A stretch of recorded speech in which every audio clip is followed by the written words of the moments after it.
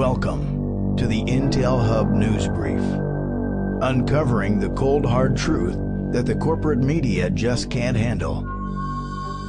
A service of the IntelHub.com. Now, here's Joe Joseph from Freedom Link Radio and Popeye from Federal Jack. Welcome, ladies and gentlemen, to another edition of the Intel Hub News Brief. This edition is a special edition. We're going to have a roundtable discussion today, and I'm bringing together a group of individuals that some of you may not have gotten a chance to hear from ever or sporadically, and I'd like to get all of their opinions in one area. I'd like to get them all in one area and get their opinions. So tonight I have with me Tim Watts from the Freedom Link Radio program. Tim. Popeye. What's up, dude?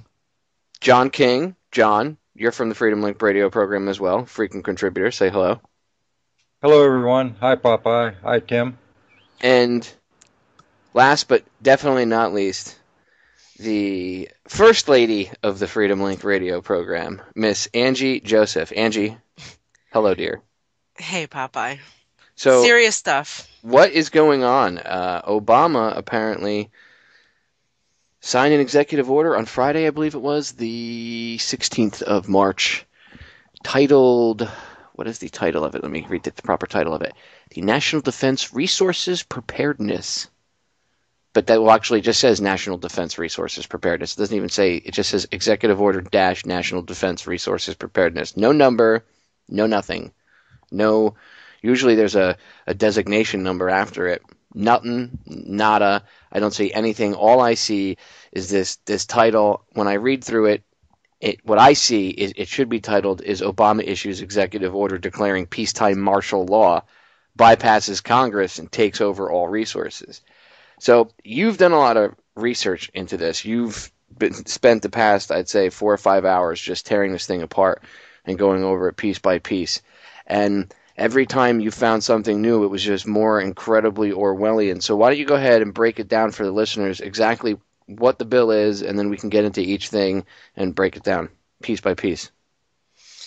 Alrighty. Well, first we should mention that this executive order, which was issued yesterday by the White House, you can find it on the White House website at whitehouse.gov. And it comes on the heels of the White House having announced on, what was it, Wednesday? I believe they actually released it on Tuesday night, the 13th. But on Wednesday, we got the announcement of the creation of FEMA Corps. And if you have not had a chance to look into the FEMA Corps announcement, I would highly suggest doing it because it really goes hand in hand with this executive order. Let's not forget also that last night on your show, Popeye, you and Joe, my husband, discussed the fact that the government just bought 450 million rounds of 40 cal ammo. Now, when we talked about that last night before we even became aware of this executive order, I had said sort of in a passing statement, I wonder what groups they're getting ready to arm now. And it turns out that, that comment may have been more accurate than I thought.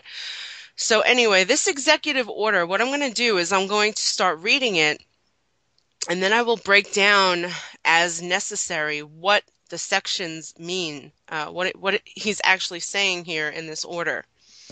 So it starts off that by the authority vested in me as president by the Constitution and the laws of the United States, including the Defense Production Act of 1950 and Section 301 he's citing that Defense Production Act, United States Code, and as Commander-in-Chief of the Armed Forces of the United States, it's hereby ordered as follows.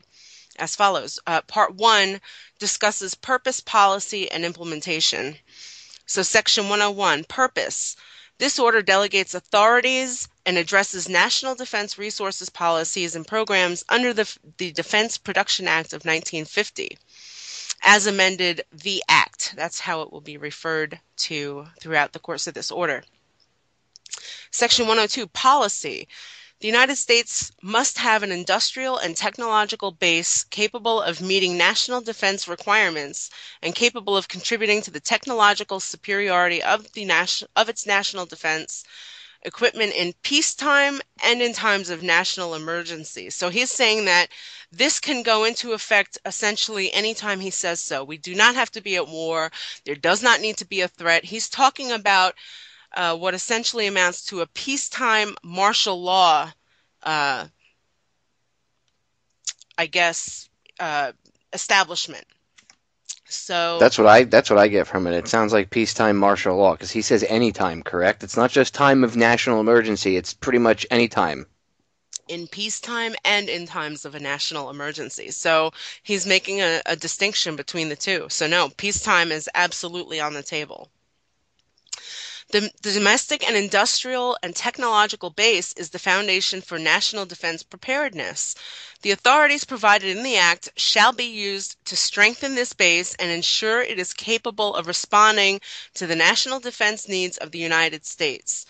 So what we're going to do is continue on to explain that this is framing a situation whereas the United States would have to sustain itself under situations where, say, for example, all imports were to be stopped tomorrow, or some sort of hostilities where we no longer had access to any outside resources, or if things were going to be the supply interrupted, or even credit default.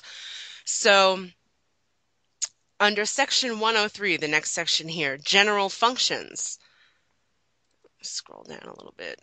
Executive departments and agencies responsible for plans and programs relating to national defense as defined in Section 801 of this order, or for resources and services needed to support such plans and programs shall identify requirements for the full spectrum of emergencies, including essential military and civilian demand.